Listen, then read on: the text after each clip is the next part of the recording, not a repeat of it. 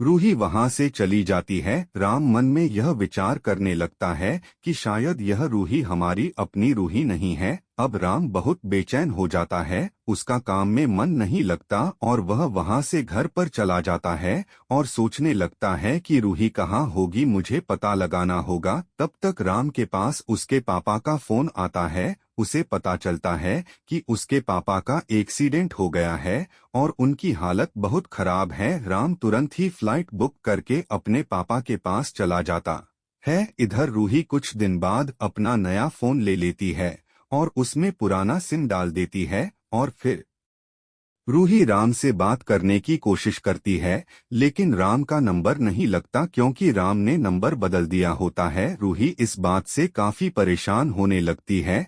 अब उसका काम में मन नहीं लगता है। अब रूही की हालत ऐसी हो जाती है कि वह पूरे दिन में लाखों बार राम का नंबर लगाने की कोशिश करती है, लेकिन उसका नंबर बार बार स्विच ऑफ जाता है। रूही का खाने पीने में मन नहीं लगता और ना ही उसका काम में मन लगता है। रूही बीमार होने लगती है और वह ऑफिस बहुत कम पाती है। ऑफिस के सारे कर्मचारी रूही से पूछते हैं कि तुम इस समय ड्यूटी पर क्यों नहीं आ रही हो। रूही कहती है, कुछ नहीं, स्वास्थ्य ठीक नहीं है। सारे कर्मचारी रहते हैं, अगर कोई बात हो तो बताओ, हम आपके लिए क्या कर सकते हैं। रूही कहती है, कुछ नहीं, मैं ठीक हो जाऊंगी, आप लोग परेशान ना हो। उधर राम के पापा का स्वास्थ्य ठीक होने में लगभग 6 महीने लग जाते हैं। तब तक राम वही रहता है। इधर रूही को अब बिल्कुल अच्छा नहीं लगता है। वह कंपनी में रिजाइन देकर चली जाती है। 6 महीने बाद जब राम वापस कंपनी में आता है तो देखता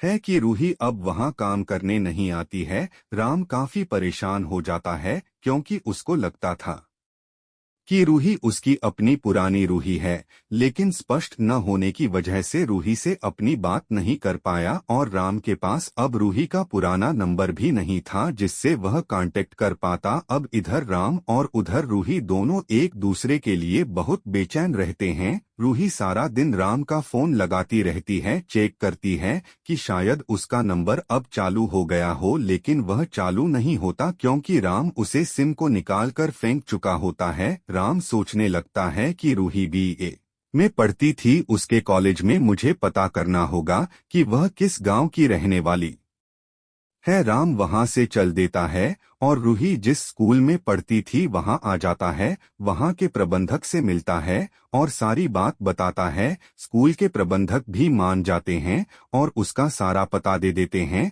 राम वहां से चल देता है और उसी गांव में जाता है जहां रूही रहती थी। वहां जाकर देखा है कि उसके मकान में ताला पड़ा हुआ है, रूही वहां नहीं है। अब राम और भी परेशान हो जाता है क्योंकि रूही दिल्ली से आने के बाद फर्रुखाबाद चली गई होती है।